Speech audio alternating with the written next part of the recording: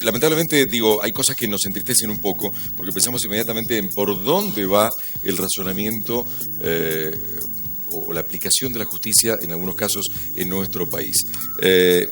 Un juez de casación penal de la provincia de Buenos Aires, Horacio Piombo, concretamente, defendió el fallo que redujo la pena a un hombre condenado por el abuso sexual de un niño de 6 años. Dijo, entre otras cosas, ya había sido ultrajado por el padre. Dijo también, había sido acostumbrada esta persona a situaciones de travestismo y homosexualidad. Dijo, la víctima vivió la situación antes con otro victimario. Al no concurrir un agravante, ¿sí?, no le puedo decir otra cosa. El Código Penal es así, dijo Piombo, defendiendo o justificando esta decisión que había tomado de reducir la pena a un hombre condenado por abuso sexual. Bueno, Miguel Palmini, gracias por acompañarnos. Esto es lo que relata la realidad, digamos, ¿no? La crónica o la información. ¿Vos querés hacer algún comentario al respecto y después nos metemos ya en el tema que habíamos propuesto para hoy? Sí, la verdad es que dice, nunca es triste la verdad, lo que no tiene remedio, ya esto ya está. Pero no me gustaría hacerle más prensa a este tema. ¿Por qué esto, Coco? Porque, fíjate, cuando me preguntan cuál fue el impacto que más hizo que yo me dedicara a estudiar sexología, fue luego de que yo fui coordinador transitorio del programa de la Comisión Provincial de Prevención y Control del SIDA de aquí de la provincia. Sí. Transitorio porque yo no soy ni infectólogo ni inmunólogo, simplemente lo que hice en ese momento fue armar una comisión para que los que realmente se encargaban del tema, estoy hablando ya por los años 90, se encargaran, y hoy día sigue el programa de SIDA. En aquel momento SIDA nos mataba a nuestros adolescentes, y la intención mía fue salir a la provincia a llevar a toda esa comisión y a hablar con las personas. ¿Qué pasó? Con esto cierro esta introducción. Que ahí vi yo que a partir de algo que era doloroso, cercano a la muerte, cercano a la agonía, la gente se empezó a hablar de sexualidad. Los primeros 15 minutos hablaban de SIDA y hacían preguntas de SIDA y después empezaban a hablar de sexualidad. Eso me llevó a mí a decir, acá hay un vacío muy importante. Yo fui a Buenos Aires y hice la especialidad. ¿Qué digo? Que cada vez que aparece un hecho mediático doloroso, que, como suele suceder con los eventos adversos o desastres, aparecen en la prensa durante un tiempo, suben rápidamente y después bajan. Entonces hay que aprovechar este momento en el cual sube, pero para, lejos de transformar, yo diría, la derrota en una victoria, transformar este hecho doloroso, no hablar del hecho en sí, sino ver si alguna de las personas que están sensibilizadas por este tema, algún grupo de personas que no saben, ¿te acuerdas que el otro día hablábamos de que hay un grupo de personas que no saben? Bueno, esas personas que no saben, que por ahí les está pasando algo semejante y no saben cómo afrontar la sexualidad, la educación sexual de sus hijos, o situaciones que a lo mejor los abruman, encuentren en esta columna y en esta conversación una luz de esperanza. Perfecto. Yo empezaría por ahí. Perfecto. No me referiría al fallo, en absoluto. Exacto. Ahí vamos, ¿no? Ya está, digo, no, que valga para que todos sepamos de qué hablamos y que valga también para seguir reflexionando acerca de estas cosas que suceden, no es fantasía, en nuestra realidad argentina. Pero esto nos disparó lo que pasó, nos disparó la posibilidad de hablar de, como bien lo acabas de decir, de sexualidad e infancia. ¿A qué edad un chico comienza a construir su sexualidad? Desde el mismo momento que está en el vientre materno. Esto es muy importante. Hoy día se habla, inclusive cuando vamos a hablar del tema de violencia interna, cuando a veces el embarazo no es deseado, cuando a veces se vive desde la psiquis de la mamá, desde una forma muy negativa o negándolo, se habla de violencia intrauterina, ¿no? O sea, a esa mamá hay que ayudarla, hay que ayudar a su pareja. Y esto tiene condicionamientos con la sexualidad.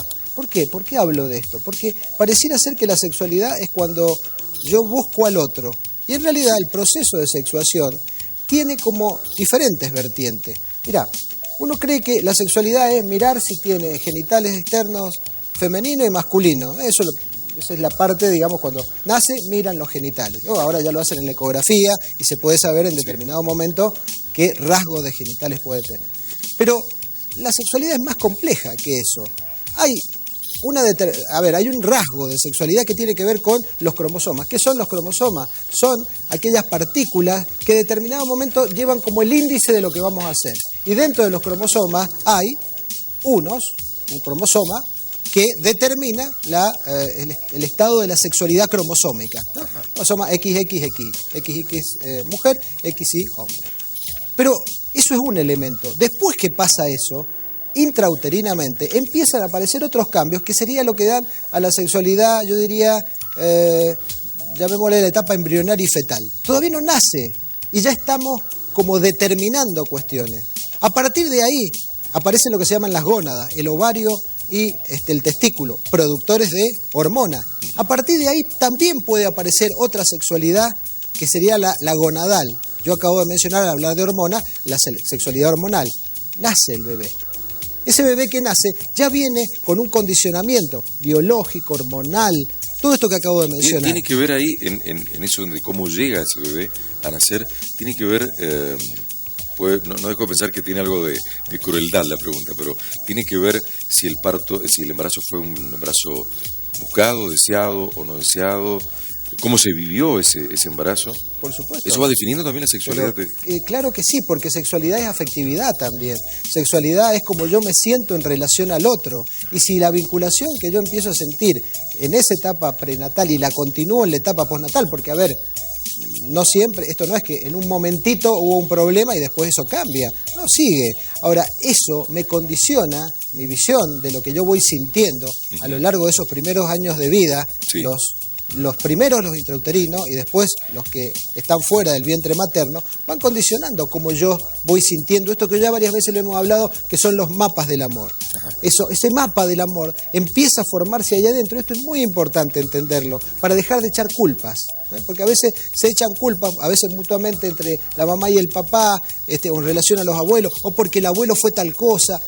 A ver, la sexualidad, y continúo en esa etapa que te estaba diciendo, llegábamos hasta lo hormonal, pero después que nace, la construcción que se va dando de la sexualidad, en cómo me tocan, cómo me miran, esa sexualidad, qué me va gustando, qué no me va gustando, todavía no llega a tocar su cuerpo y ya está condicionando ese mapa del amor. Después, Coco, viene una etapa de autodescubrimiento. Descubre todo su cuerpo, así como descubre sus manos, su cara, empieza a descubrir sus genitales. Detengámonos un poquitito ahí porque hay un mensaje que viene por el Face que me parece que está relacionado con este punto que estamos tratando. Majito.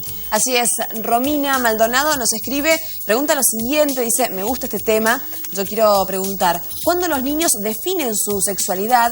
Nos lo respondió recién Miguel Palmieri justamente diciendo que es del vientre de la mamá. El tema de dormir con los padres, ¿afecta un poco? Esta es otra consulta. Muchas gracias. Los quiero, dice Romy. Bueno, por ahí se está adelantando un poquitito a lo que pensabas decir, pero... No, está muy bien. Es decir, la idea es que la gente pueda hacer su pregunta. Quizá en el momento inicial no se contesta ahí porque hace falta tomar algo previo para poder explicarlo. Y en relación a la primera parte, lo que mencionaba Majo y la pregunta o el comentario que hubo, ¿cuándo lo termina definiendo? Me faltó una etapa. Me faltó la etapa porque estoy en los primeros años de vida. Después de los 3 años empieza a descubrir al otro. Empieza a descubrir su cuerpo y al otro. Ahí empiezan los juegos sexuales, de los 3 a los 6 años. Esa etapa que a los adultos nos llama muchísimo la atención, porque decir, bueno, ¿hasta dónde? Estar enfermo, está mostrándose, está exhibiéndose, me toca a mí, a la mamá la toca, quiere verla, digamos, sin ropa, quiere ver, se mete como para mirar, y entonces la gente no sabe a ver si esto es anormal, si va a haber una cuestión perversa ahí. Hay que entender que cuando esto es un hecho aislado y cuando esto es un hecho que se da dentro de la naturalidad, el chico no tiene esa cuestión, yo diría, maquiavélica de estar viendo a ver cómo hace esto para hacer daño porque tenga un componente perverso. Está descubriéndose. ¿Qué sucede? Que no es lo mismo ese descubrimiento entre chicos de la misma edad cuando aparece un pseudojuego. No es un juego cuando aparece una persona de más edad. Y esa persona de más edad puede ser un primo, una prima, puede ser un vecino de 5, 6 o 7 años mayor. Ojo, ahí no. Ahí hay vulneración del mapa del amor. Si ese juego se da, ya no es juego. Porque uno está jugando a la edad del rango de los 5, 6, 7 años y el otro está con a lo mejor una adolescencia. Es otro tipo de cuestiones. Eso ya se considera abuso. Y fíjate, todavía yo no estoy hablando de orientación sexual. Recién ahí, en esa etapa, se va la persona que va a tener una condición homosexual, empieza como a sentir algunas cuestiones que de alguna manera terminan poniéndose de manifiesto a la edad de 11, 12 años. Entonces ahí completé. Todo este proceso de sexuación, de los mapas del amor, se va construyendo. Es como una casa, Coco. ¿Cuándo se termina de construir una casa? ¿Cuando te la entregan con grueso? ¿Cuando le pusiste las puertas? ¿Cuando hiciste la pintura? ¿Cuándo?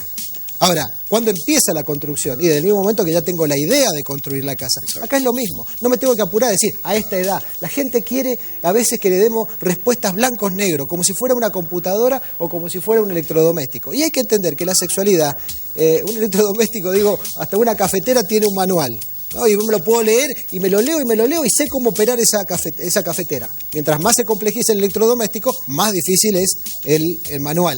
Y a veces se habla de sexualidad como si hubiera un manual de sexualidad donde acá están todos los tips. Hay que entender esto. Sexualidad es incertidumbre.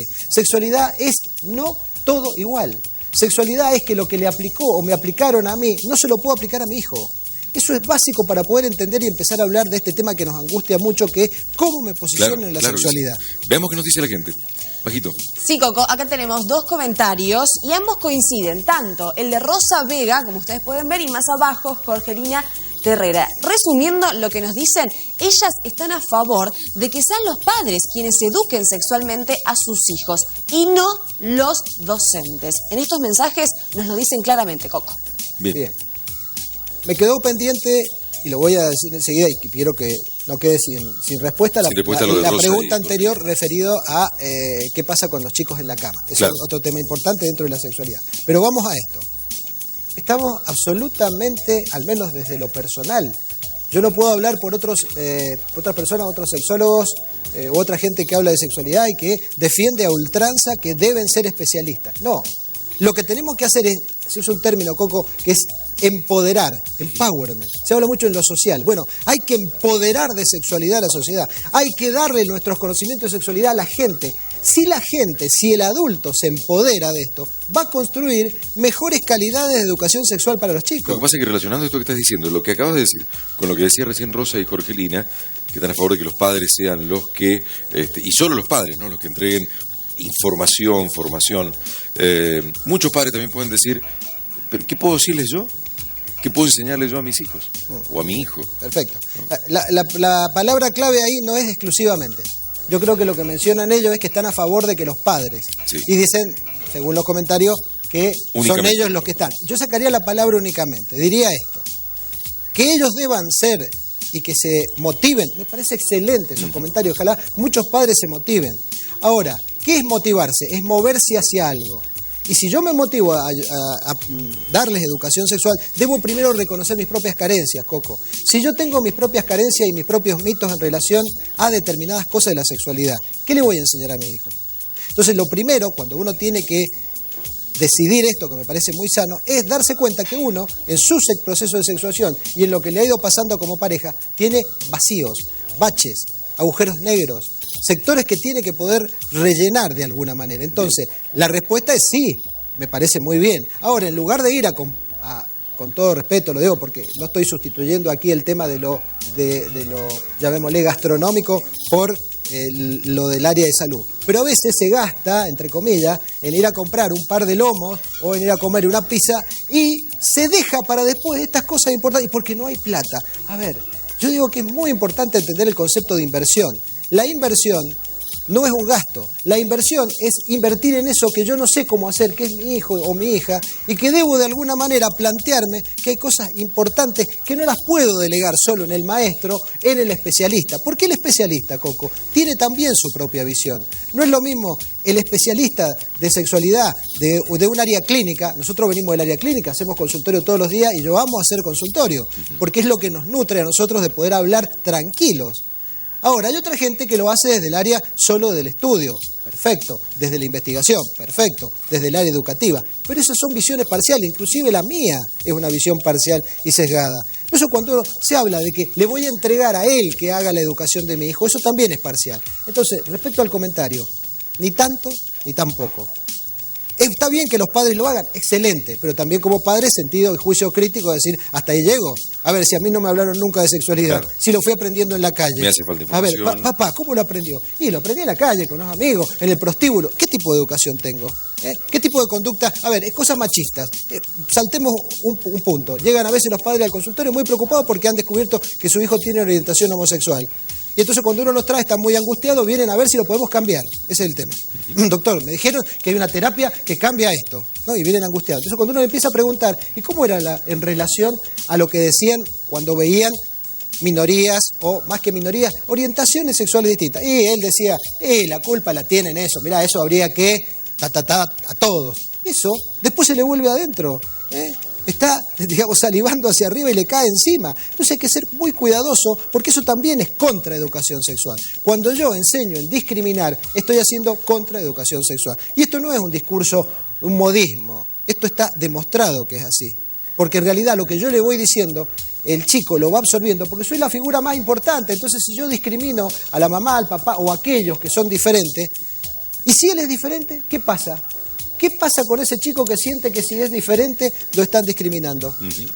Creo su mapa del amor de forma anormal, adicional. De ninguna manera pretendemos que el tema se agote acá, porque es un tema riquísimo, amplísimo.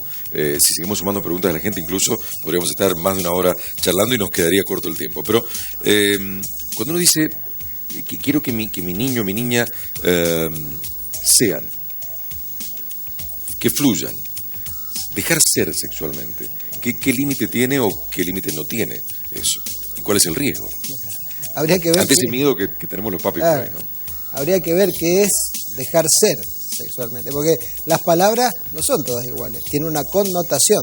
Vos dicha desde aquí puede ser entendida de otra manera. Yo digo que más que la palabra ser sexualmente yo diría que es lo sano dentro de la sexualidad.